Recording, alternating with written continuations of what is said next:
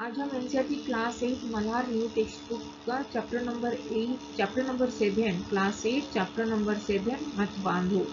Chapter का नाम है मत बांधो। एक हिंदी कविता है जिसको लिखा है महादेवी वर्मा जी द्वारा लिखा गया है मत बांधो। इसका आज हम एक्सप्लेनेशन करेंगे। इससे पहले 1 to चैप्टर नंबर 1 to 6 का ऑलरेडी एक्सप्लेनेशन वीडियो अपलोड हो चुका है एनसीईआरटी क्लास 8 मल्हार प्लेलिस्ट में। तो चलो स्टार्ट करते हैं। मत बांधो। मत बांधो हम सपनों इन सपनों के पंख न काटो, इन सपनों की गति मत बांधो। तो यहाँ पे इन सपनों के पंख न काटो, इन सपनों की गति न बांधो। तो यहाँ पे कवि कह रहे हैं कि इंसान मनुष्य के जीवन में जो सपने ही उसकी उड़ान और प्रगति का आधार होता है। मतलब जितना वो देखता है सपना और उड़ान उसको भरता है तो उससे ही वो प्रगति की ओर चल पड़ता है। सपनों को पंख की तरह माना जाता है, माना गया है। सपनों जो देखता है उसको पंख उड़ाने के लिए वो ऐसे ही माना जाता है। तो सपनों को पंख के जैसे ही माना गया है, जिनसे यहाँ पे व्यक्ति जो इन सपनों के पंख न काटो, इन सपनों की गति न बांधो। तो यहाँ पे कवि कह रहे हैं कि जितने में जो व्यक्ति ऊंचाइयों तक पहुंच सकता है, यदि इन पंखों को काट दिया जाए तो तभी इसकी जो भावना, इसकी जो संभावना है वो रुक जाता है। जो आगे बढ़ने की उसको वो पंख को काट देने से वो संभावना भी रुक जाता है। तो इसी तरह सपनों की गति को बांधने का अर्थ है किसी स्वतंत्र सोच, कल्पना या आकांक्षा को रोक देना। इसको ये है सपनों को पंख न काटो, यह इन सपनों की गति न बांधो। तो ये इस पंक्ति से संदेश यहाँ पे दिया गया है कि व्यक्ति के सपनों को सीमित मत करो और बल्कि उन्हें उड़ान भरने दो, क्योंकि जब सपनों की आजादी मिलती है तभी वो उसको हकीकत के रूप में लेकर वो आजीवन की ऊंचाइयों को भरता है। तो इसीलिए इन सपनों को पंख न काटो, इन सपनों की गति न बांधो। तो यहाँ पे कवि इंसान मनुष्य के जीवन में जो सपने ही उसको उड़ान और प्रगति के आधार होता है और उसको सपनों को पंख की तरह वो माना गया है, और जिनसे वो व्यक्ति ऊंचाइयों तक पहुंचने के लिए प्रयास करता है। यदि जब पंख को काट दिया जाता है तभी वो उसकी जो संभावना है वो आगे बढ़ने की संभावना रुक जाता है। तो इसी तरह सपनों की गति को बांधना का अर्थ है किसी की स्वतंत्र और सोच और कल्पना या आकांक्षा को रोक देना। तो इस संदेश से ये जानकारी मिल रहा है कि व्यक्ति अपने सपनों को सीमित ना करे, बल्कि उसको उड़ान भरने के लिए आगे तत्पर हो। तो क्योंकि जब सपनों को आजादी मिलती है तभी हकीकत का रूप लेकर मनुष्य अपने जीवन की ऊंचाइयों तक उसको ले जा सकता है। तो ये था फर्स्ट पंक्ति का भावार्थ। फिर सौरभ उड़ जाता है नभ में, नभ यानी कि आकाश में, फिर वह लौट कहाँ आता है। तो यहाँ पे सौरभ यानी कि जो सुगंध की बात यहाँ पे कहा गया है।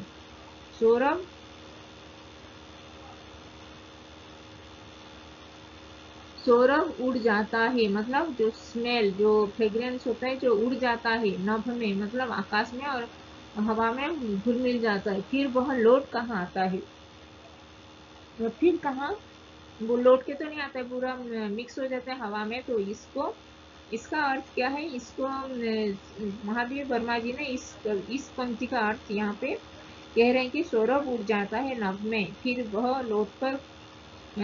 वह लौटकर कहाँ जाता है। तो यहाँ पे सौरभ यानी कि सुगंध, खुशबू, जो फ्रेग्रेंस होता है। जो कवि यहाँ पे कह रहे हैं कि जैसे फूलों की सुगंध, फूलों की सौरभ, जो फूलों की सुगंध आकाश में, वातावरण में वो फैल जाती है, परंतु थोड़ी देर के बाद वो लौटकर वापस फूल के पास आ जाती है। तो जीवन की सच्चाई यही पे ये है कि इंसान चाहे कभी भी चला जाए, अंततः उसे अपनी जड़ों और मूल स्थान पर उसको लौटना ही पड़ता है। तो यहाँ पे जीवन का सच्चाई यही है कि जितना भी मनुष्य ऊपर, यानी कि जितना भी कहाँ पे भी चला जाए, फिर भी वो उसको अपनी जड़, यानी कि जो जहाँ पे वो पैदा हुआ है, जड़ जड़ या मूल स्थान पे जहाँ पे वो पैदा हुआ था उस पर लौटना ही पड़ता है। और सपनों के विचारों की भी भले ही दूर दूर तक फैले, पर अंततः मन के पास ही लौट आते हैं। तो स्मृतियों को वो उड़कर कभी भी कहीं भी चली जाए, फिर भी हृदय में आकर वो किसी भी तरह यहाँ पे बस ही जाता है। तो ये था सौरभ उड़ जाता है नभ में, फिर वह लौट कहाँ आता है। तो यहाँ पे सौरभ यानी कि सुगंध, खुशबू को लेकर ये महादेव वर्मा जी ने सुगंध जैसे दूर तक जाती है और फिर वो लौटकर फूल के पास आ जाती है, वैसे ही जीवन, सपने, भावनाएं और इंसान अंततः अपनी असली पहचान और मूल से जुड़कर ही वो लोग रहते हैं। तो ये था सौरभ उड़ जाता है नभ में, फिर वह लौटकर कहाँ जाता है।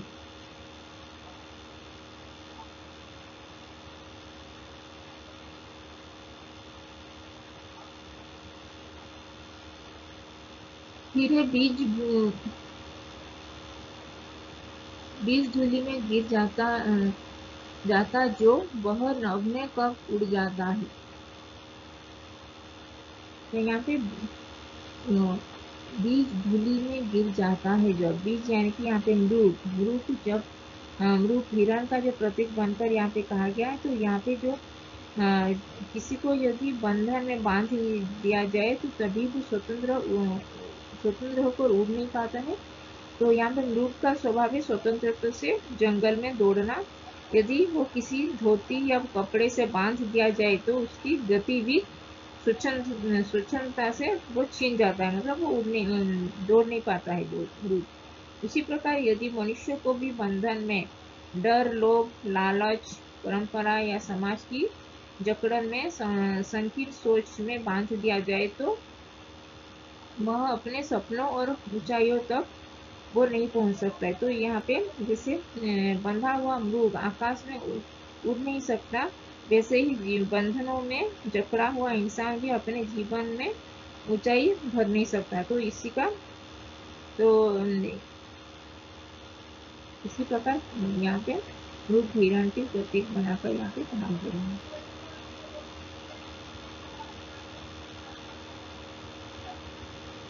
अग्नि सदा धरती पर जलती धूम धूम गगन में मंडराता है, सपनों में दोनों ही गति है, उड़कर आंखों में आता है। तो यहाँ पे कवि यहाँ पे कह रहे हैं कि ये जो फोर्थ पंक्ति है यहाँ पे,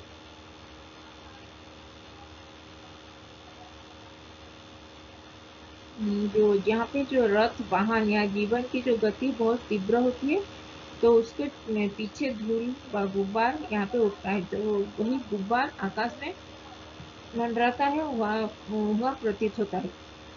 तो यहाँ पे कवि जीवन का संकेत, जब हम जीवन के राह में तेजी से चलते हैं तभी वो हमारे कर्म, प्रयास और प्रभाव का धूम्र गुब्बार की तरह पीछे उठते हैं और समाज और दुनिया में फैलते हैं। तो यहाँ पे यश और छाप, मनुष्य के कार्य ऐसे होते हैं जो भूमि की तरह आकाश में छा जाते हैं, तो यहाँ पे उसकी पहचान को दूर तक वो बना देते हैं। तो यहाँ पे माया और अस्थिरता यहाँ पे संकेत दे रहे हैं कि धूल और धुआं क्षण भर में आकाश में ठहर कर लुप्त हो जाते हैं, वैसे ही जीवन की चकाचौंध क्षणिक है। तो यहाँ पे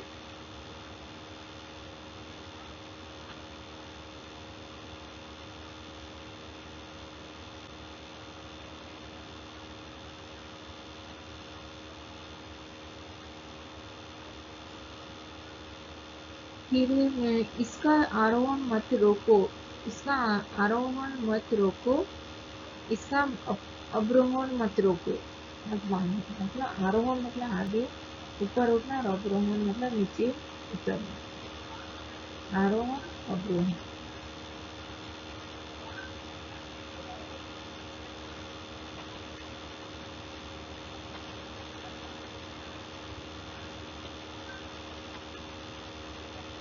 मुक्त गगन में विचरण कर यह तारों में फिर मिल जाएगा, मेघों से रंग और किरणों से दीप्ति लिए भू पर आएगा। स्वर्ग बनाने का फिर कोई शिल्प भूमि को सिखलाएगा। नभ तक जाने की मत रोको, धरती से हमको मत बांधो। यह इन सपनों के पंख न काटो, इन सपनों की गति पर मत बांधो। तो यहाँ पे कवि सपनों की गति को दो रूप में दर्शा रहे हैं। तो उड़ान की गति यानी कि सपना पहले मन की गहराइयों से उड़कर बहुत बहुत ऊंचाई तक हो जाता है। जैसे पक्षी नभ में उड़ता है, वैसे ही वो अपने कल्पनाओं के लिए वो आकाश में आशाओं में उड़ान भरता है वो। तो यहाँ पे फिर वही सपना वापस लौटकर आंखों में आकर ठहर जाता है। तो यानी सपना केवल कल्पना में नहीं रहता यहाँ पे, बल्कि हमारी जो चेतना और अनुभव का हिस्सा भी बन जाता है।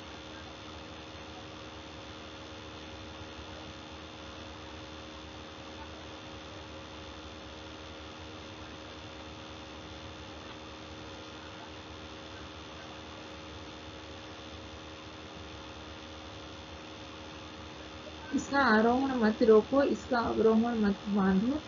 मुक्त गगन में विचरण कर यह तारों में फिर मिल जाएगा, मेघों से रंग और किरणों से दीप्ति लिए भू पर आएगा।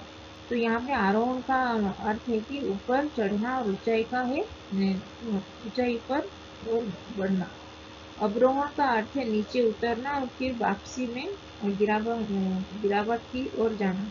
तो यहाँ पे कवि कह रहे हैं कि यदि किसी की ऊंचाई की ओर चढ़ने की गति को रोक दिया जाए तो कभी नई ऊंचाइयों तक नहीं पहुंच जाएगा। तो यदि किसी की वापसी या अवरोहण को बांध दिया जाए तो वह अपने मूल स्थान और अपनी जड़ों पर अपने विश्राम तक भी पहुंच नहीं पाएगा। तो यहाँ पे कवि ने किसी भी गति को जबरन रोकना या बांधना और उसके स्वभाव और स्वतंत्रता को नष्ट कर देना ये उचित नहीं है। तो जैसे पक्षी उड़ना चाहते हैं तो उसे उड़ने दो, और उतरना है तो उसको उतरने दो। जैसे नदी ऊपर जो चढ़ती है ऊपर और नीचे, ऊपर से नीचे वो बहती है और उसे रोकने से उसका स्वभाव नहीं चेंज होता। तो ये था मुक्त गगन में विचरण कर यह तारों में फिर मिल जाएगा, मेलों में रंग भी किरणों से दीप्ति लिए भू पर आएगा। स्वर्ग बनाने का फिर कोई शिल्प भूमि को सिखलाएगा, नभ तक जाने से मत रोको, धरती पर उसको मत बांधो। धरती से इसको मत बांधो।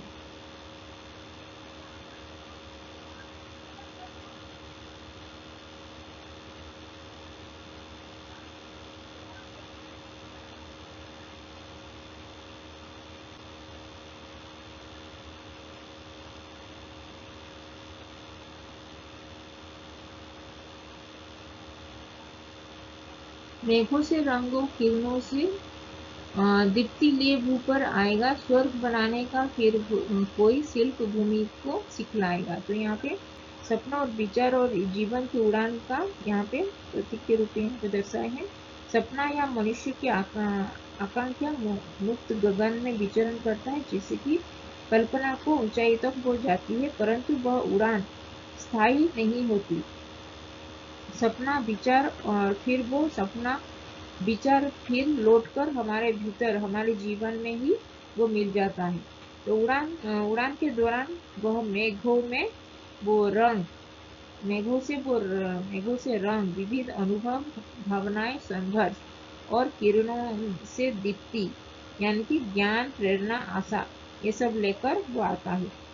और जब वह लौटकर धरती पर आता है मेघ, तो तभी वो निखार कर निरकर और भी अधिक सुंदर और प्रकाशमान वो हो जाता है। तो ये था मेघों से रंग में और किरणों से दीप्ति लिए भू पर आएगा, स्वर्ग बनाने के लिए फिर शिल्प भूमि को सिखलाएगा।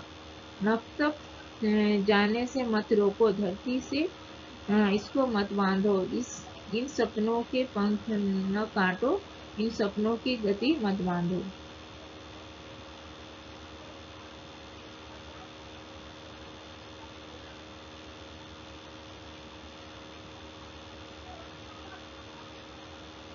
तो यहाँ पे मनुष्य मानव संकल्प और उसके जो सपनों को बहुत सुंदर से यहाँ पे कवि महादेव वर्मा जी ने प्रस्तुत किए हैं।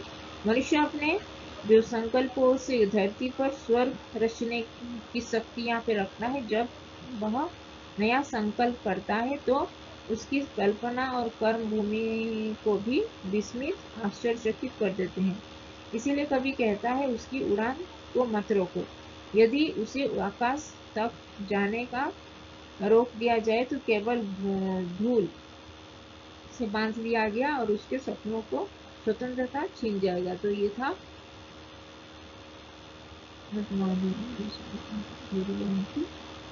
धूल।